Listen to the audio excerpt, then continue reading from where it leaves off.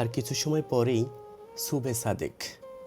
সেহেরি শেষ করেই প্রতিদিনের মতো বেরিয়ে পড়েছেন ইমাম সাহেব। মোবাইলের মৃদু আলোতে চারপাশের আধার কেটে তার গন্তব্য শহীদি জামে মসজিদ।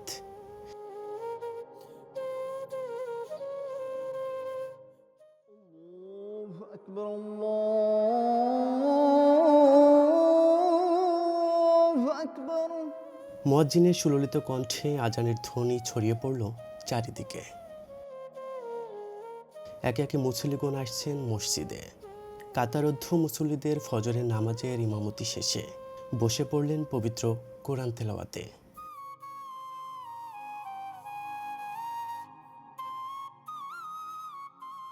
তখনও পূর্ব আকাশে সূর্যের দেখা মেলেনি।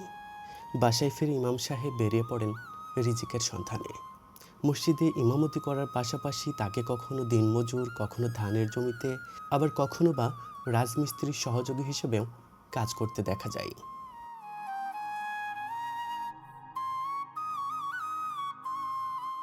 তারপর জোহর, আসর, মাগরিব, এশা আজান শেষ হতেই পাগড়ি মাথায় ইমাম সাহেব শহীদি জামে মসজিদের মিম্বরে।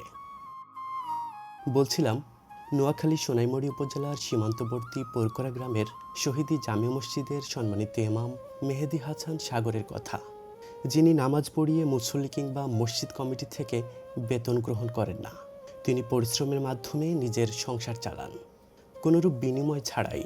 গত 6 বছর ধরে এভাবেই ইমামতির মতো মহান দায়িত্ব পালন করে আসছেন।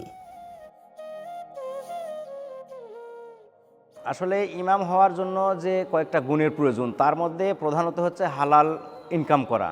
তো আল্লাহ তাআলা যারা নিষেধ করেছেন, সূরা বাকারাতে আল্লাহ তাআলা বলেছেন, আমি যা নাজিল করেছি, যারা এটা গোপন করে তার বিনিময়ে তুচ্ছ মূল্য গ্রহণ করে, তারা হচ্ছে অপবিত্র, তারা আগুনখোর, তাদেরকে আল্লাহ তাআলা পবিত্র করবে না, কিয়ামতের দিন কথা বলবে না। এমনকি মানুষকে আল্লাহ তাআলা যারা বিনিময় নেয়, সেটা তাদেরকে অনুসরণ করতে পর্যন্ত আল্লাহ তাআলা নিষেধ করেছেন সূরা ইয়াসিনের 21 নম্বর আয়াতে। তাহলে আমি যে ইমামতি করব, তার হালাল তো রুজি রুটি থাকতে হবে। আল্লাহ নিষেধ করেছেন যেটা হারাম, সেটাই যদি আমি নেই, তাহলে আমার তো ইমামতির যোগ্যতাই থাকবে না।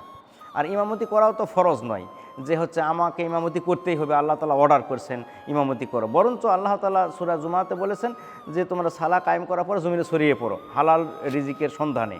তো আমি ইনশাল্লাহ সেটা করি। আমার এত বড় সাহস নেই যে আল্লাহ তাআলা যেটা নিষেধ করেছেন সেটাকে আমি বৈধ করে ফতুয়া দিয়ে আমি জায়েজ করে নিয়ে আমি সেটাকে গ্রহণ করব, এটা আমি পারবো না। আল্লাহ তাআলা যেটা বলেছেন আমি সেটা করব। এখন অনেক আপনার প্রশ্ন করতে পারেন, তো সারা পৃথিবীর বা বাংলাদেশের সকল আলেম ওলামায় তো সকল মসজিদেই তো এরকম বেতন নেই।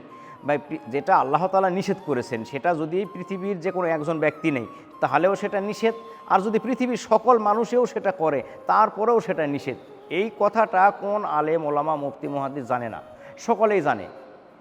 কিন্তু এখন পরিস্থিতির শিকার হয়ে তারা হয়তো স্বীকার করতেছে না, তারা এই সাথে তালে গোলে এরকম চলতেছে। এখন কে কী করতেছে না করতেছে সেটা আমার দেখার বিষয় নয়। আমি যে ইসলামের প্রকৃত শিক্ষার আলোকে যেটা আমি কোরআন হাদিসে পেয়েছি, আমি সেটাকে পালন করার চেষ্টা করি। নবী রাসূলরা সকলেই হালাল পথে রুজি রুটি করেছেন। প্রত্যেকটা নবী রাসূল, আদম আলাইহিস সালাম কৃষক ছিলেন, দাউদ আলাইহিস সালাম লোহার বর্ম তৈরি করতেন, ঈসা আলাইহিস সালাম মেষ চড়াইতেন, রাসূলুল্লাহ সাল্লাল্লাহু আলাইহি ওয়াসাল্লাম মেষ চড়াইছেন, ব্যবসা বাণিজ্য করেছেন, আলী রাদিয়াল্লাহু আনহু ব্যবসা বাণিজ্য করেছেন, কুলির কাজ পর্যন্ত করেছেন তাদের থেকে তো আমরা আর বড় দিনের খেদমত বা খাদেম হই নাই। তো আমরা আল্লাহ তাআলা যতটুকু তৌফিক দান করেছেন, সত্য বোঝার উপলব্ধি করার তৌফিক দান করেছেন, এতটুকুর মধ্যেই আমরা চেষ্টা করি আমি যে মসজিদে ফ্রি ইমামতি করে মক্তবে পরিচালনা করে আমি যাতে নিজে রুজি রুটি অর্জন করে হালাল পথে, মানে মূল কারণটাই হচ্ছে এইটা যে আল্লাহ তাআলা মূলত নিষেধ করেছেন।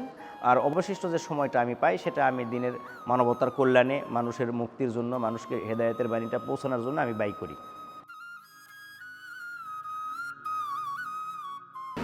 ইমাম শব্দের অর্থ নেতা, তবে বর্তমানে আমরা অধিকাংশকে দেখতে পাই মসজিদ কমিটির বেতনভুক্ত কর্মচারী। তবে বেতনভুক্ত কর্মচারী না হয়ে যে ইমামতির মতো এই মহান দায়িত্ব পালন করা যায়, তারই বাস্তব উদাহরণ শহীদি জামে মসজিদের ইমাম। ব্যতিক্রমী এই মেহেদি হাসান সাগর মুন্সি যেন প্রকৃত ইসলামী সমাজের আদর্শিক ইমামের প্রতিচ্ছবি। রিজভী আমিন, দেশের পথে।